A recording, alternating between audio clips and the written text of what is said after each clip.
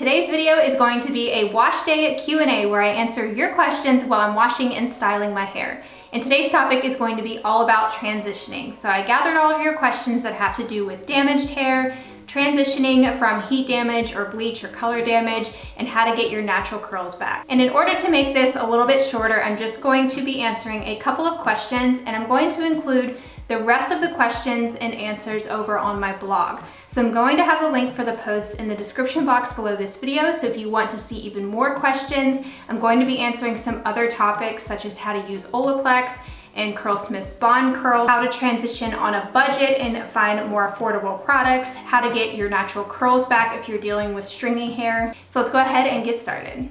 So my hair is definitely in need of a wash today. I actually just got my hair cut, and I'm actually looking forward to seeing how the cut turned out after I style it today. I'm going to be using some products from Briogeo because I saw that they are currently part of the Sephora Beauty Insider sale. If you're not sure what that is, I will have the link down below. The products I'm going to use today are geared towards damage repair. They're strengthening products with proteins. I'm also going to show you some protein-free ones, but they should be part of that Sephora sale. So I'm going to have all the product links down below. So I'm about to shampoo my hair now using the Briogeo Scalp Revival Charcoal and Coconut Oil Micro Exfoliating Shampoo. So this is a shampoo in a tub. It's really interesting. It is a scrub, but this actually does lather up. So I'm gonna go wash my hair over my tub here. I don't normally like washing upside down, but I'm already ready today. So I'm just gonna do that. This smells amazing. It has like a peppermint smell to it. Normally I would first apply an oil, but I don't feel like I need an oil today. I've already pretty much removed all the loose hairs from where I dry detangled. So I just got done shampooing my hair. I love that shampoo. I like how the beads actually dissolve. I've tried some scrubs before that leave like these little plasticky beads all over your scalp, and as somebody that struggles with a lot of shedding, that's the last thing that I want, is something to tangle up my hair and be left with a bunch of beads all over my scalp. So that scalp scrub is amazing, very minty. So now for deep conditioner, I'm gonna use the Briogeo Be Gentle, Be Kind Avocado and Kiwi Mega Moisture Superfood Mask. This is one of my all-time favorite masks. I show this all the time in videos. It was on my top 10 list. I should have also included this one from Briogeo because I do really love this as well. This one just has protein in it. This is the Don't Despair Repair Deep Conditioning Mask. This one is amazing. It's very softening on the hair. I don't even think you have to leave it on very long. This one does have protein. It's great if you have damaged hair, so if you're transitioning, it's really good to be using protein-rich products. Last time I washed my hair, I did use this protein mask. That's why I'm going to go with this one today, and this is the protein-free one. So this one is just super moisturizing. It's really softening on the hair, so if you have very coarse hair or hair that's very tangly, this is a really good option. And because the styling products that I'm going to use contain a lot of protein, I wanted to go with a protein-free mask. That way you have a good balance of protein and moisture. How cute is this spray bottle that I got from Bouclem? I do have a code for Bouclem for 15% off, but this is their new Flairosol spray bottle. It's the perfect little size, and this one actually sprays way better than the one I had from Amazon. So this one has been my go-to since I got it. So I'm just misting the ends. I do like to just towel dry my roots before I deep condition, just so it's not like dripping all over the place. Look at the green color of this mask. How fun is that? This smells amazing too. So while I'm deep conditioning, let's go ahead and get started with the questions. Let me get to the first one here. So the first topic is about how much work it is to deal with naturally curly hair. So the question said, my hair is naturally curly and I'm having difficulty transitioning and getting my curls to behave. Sometimes it just seems easier to blow dry my hair straight. I can't tell you how many times that I hear this from you all, of just it being too much work to deal with your curls that you would rather just straighten it. And to that I say, do you. If you want to straighten it and you don't want to deal with curls, then by all means don't worry about transitioning your curls and keep doing what you're doing. But if you're not happy with how your natural hair looks and you want curly hair and you don't like how your hair looks if it's damaged, because a lot of times damaged curly hair just looks straight, then you might want to consider transitioning your curls. And I find that you have to go all in with it for it to actually work. You can't just be going back and forth between straightening all the time and damaging it and then wearing it curly, unless if you've already gotten your hair healthy. So if you get your hair healthy, then there's people that do still straighten their hair like once a year or whatever, but they do it in a way that doesn't damage it, and their hair already has that structure and that strength beforehand. It's already healthy to where it can withstand occasional straightening, and there's nothing wrong with that. However, if you have been straightening your hair for years and years, you don't even know how curly your hair is, it's super damaged, maybe you've been bleaching it, and you want to have nice curls, then it's not gonna work to keep also doing those things that are damaging it, because then you're just fighting like an uphill battle. So I hope that makes sense. You know, it doesn't have to be complicated. That's why I make these instructional, educational videos, because I hope to make things more simplified for you all. Once you get the hang of it, it becomes so much easier. I remember how frustrating it was in the beginning when my curls weren't turning out. You just have to trust the process and give it time to repair, because once your hair is transitioned and healthier, it's so much easier to maintain. And by that I mean your wash days turn out better. It holds up a lot better in between washes, and you don't have to do as much refreshing. I noticed the biggest change in my hair when I finally grew out all of my old highlights and I got all the dead ends cut off. I completely grew it out. I didn't do a big chop. I just gradually did trims, which there is another question I think about that. So it just takes time. You have to understand that it takes time because you're actually growing out your damage. It's just all about maintaining the curls that you have as you're growing it out, or just chopping it and getting a big chop. But I know not everyone's gonna do that. I didn't do that. So the next question is, how do you know that you have damage? Is it not obvious? So you should know based on the appearance and the way that your hair feels. So with split ends, you can definitely see split ends. So actually take the time to look at your ends. You can look at them out in natural sunlight. A lot of times those are very obvious out in sunlight when you can see the split ends. Also, if you have a lot of those single strand knots, you can feel those at the end. I get a lot of those, and I know it's time for a trim because that means my hair has gotten tangled and the ends are feeling very rough. So it's also a feeling too.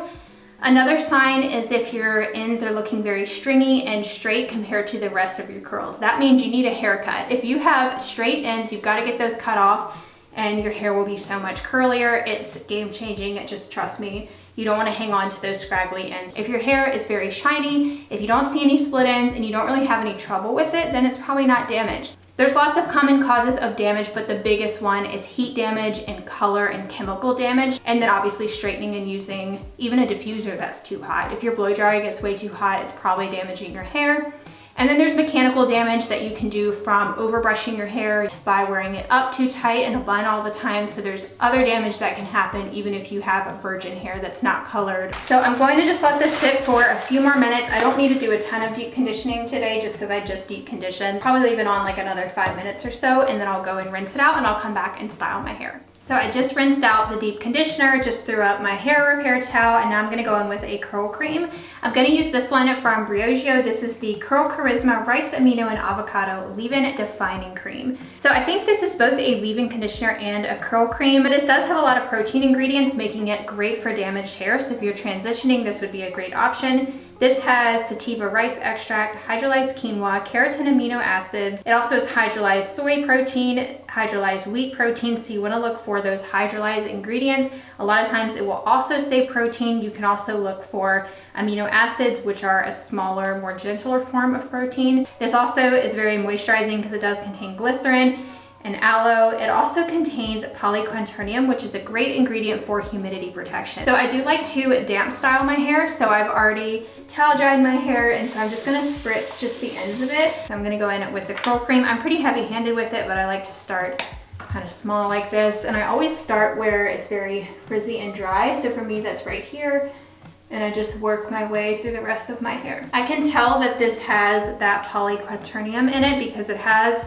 a consistency, kind of reminds me of the Not Your Mother's Curl Talk cream, where it's a little bit tacky, but it still feels very moisturizing. Feels a lot more moisturizing than that Not Your Mother's one, but that is a great budget option. So then for gel, I'm actually gonna use a Ouidad gel. This is the Advanced Climate Control Heat and Humidity, a Stronger Hold Gel. You might be wondering, why am I using a Ouidad product along with the Briogeo products? That's because I don't have the gel from Briogeo. I would love to try it out. Have never tried it. If you guys recommend it, definitely let me know in the comments. This was the only one that mixed well with that curl cream, and to test that, just put a little bit on your palm and make sure your cream and gel mix well together, especially if you're going to be mixing brands, and it mixed perfectly. I think because they have very similar ingredients.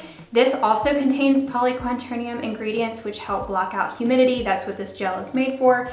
And it also has some proteins in it. So this is a great gel. I use this all the time when I was transitioning because it has a lot of slip to it. It's a very liquidy, runny consistency, which is great if your hair is very tangly and dry and damaged. Polyquats are great if your hair is high porosity because it will help protect it in humid environments. And it still gets pretty humid here in the fall. And if you're gonna get this and you like Stronghold, which I recommend Stronghold, make sure you get the red bottle because they also have a white one. I didn't like the white one. It didn't really give me any hold.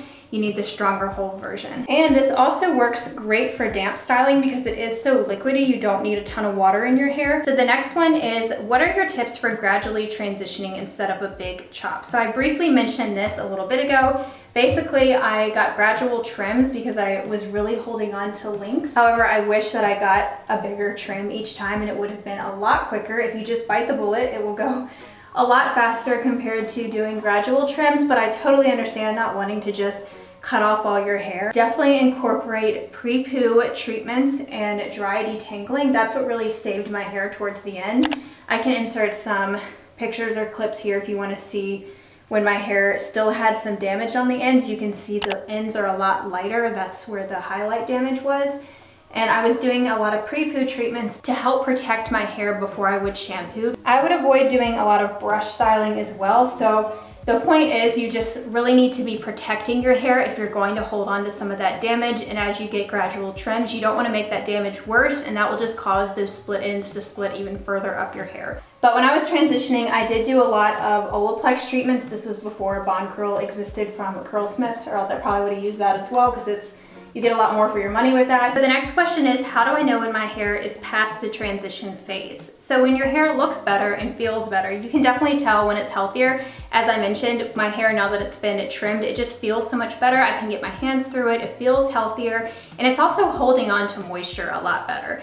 As we know, with high porosity hair, it really releases that moisture very quickly, so your hair a lot of times will dry out after your wash day and it doesn't hold on to moisture. Basically, when your hair lasts a lot longer, when it's just easier to manage, you'll know when it's healthier. And I recommend taking progress photos as well, because nothing is better than comparing some before and after pictures side by side and really being able to see the differences. That really helped me in looking at how far that my hair has come. So the next question says that she doesn't have damage to her hair, but she's still transitioning to curly hair. So she said that she's treated her hair straight her whole life, but she doesn't have any damage. She said she's never colored her hair, she doesn't bleach her hair, and she only uses heat maybe once a year when trying to diffuse. So I've definitely seen this before where you don't necessarily have damaged hair, but you just want to start wearing your hair naturally curly, and I totally understand that. And in that case, you are probably not going to have to do all of the protein deep conditioners and bonding treatments and all that. You'll just have to focus on finding a routine that works for you and just starting to incorporate that routine and doing that routine consistently to start to get your hair to curl up more. Now, doing some protein deep conditioners can help encourage your curls because you still get damage from your hair, as I mentioned before, just from brushing and even from the sun. All of that can still cause some damage to your cuticles, so it doesn't hurt to do some protein deep conditioners, but I would not be doing a bunch of protein treatments. That's not necessary. A diffuser doesn't usually damage your hair as long as you're using a very low heat setting and low airflow. It doesn't damage your hair. Just make sure you don't hold it too long in one area and have too hot of heat as you're diffusing. So before I go and diffuse, I'm just going to do a little bit of microplopping, which is just where you scrunch your hair with a towel. This helps absorb any excess moisture. It's really going to cut down on your dry time. So then I usually use just a very light layer of my gel. Sometimes I'll also add some water to my hands, and that's just to tame any leftover frizz. So since I just got my hair cut, I know it's really going to shrink up. I get so much shrinkage the shorter that I go, and that's another good thing about getting a haircut is if you want your curls to shrink up, definitely go shorter, because the shorter your hair is, it doesn't have that weight holding it down and you've gotten rid of the damage that could be weighing it down. So I'm going to go diffuse my hair, and I'm actually going to use the new Shark HyperAir hair dryer. If you're not following me on Instagram, then you probably didn't see where I announced that I've been testing this for a while now and finally able to share with you. I've been consulting with Shark the past couple of months and giving them feedback on the dryer to help them better develop it for naturally curly hair and giving them pointers on how we diffuse our hair and stuff. So I'm so excited for me to finally be able to share this with you, because this has been a game changer for me. It dries my hair so much faster. So if you want to see a full review, definitely let me know and I will do that for you. I'm going to be sharing more about it over on Instagram, but this has extendable prongs. Look at this. You can pull the prongs in, but I like to leave them out like this. I actually filmed a tutorial with Shark over on their website, so I'll have that linked down below if you want to see how to use this. I have a full demo video there on how to use it step by step, and you can learn more about it over there. But this is way more affordable than some of its competitors and works just as good. So now my hair is completely dry. It dried in about 10 minutes using this, which is crazy. It definitely helped cut down on the dry time when I did that microplopping technique. So now I'm just going to fluff and scrunch out the crunch, which there really isn't much of a crunch at all, which is surprising. This gel is pretty strong hold, but you can definitely like customize the hold by using less. So that is it for this Q&A wash day routine. Don't forget to check out the blog post for lots more questions when it comes to transitioning. And I'm also going to list all the products that I used in this video in the description box below the video. And if you were shopping the Sephora sale, hopefully you can save some on the Briogeo products. So that's it for today's video. I hope you all enjoyed this. Don't forget to subscribe to my channel if you have not already, and I'll talk to you in next week's video. Bye everyone.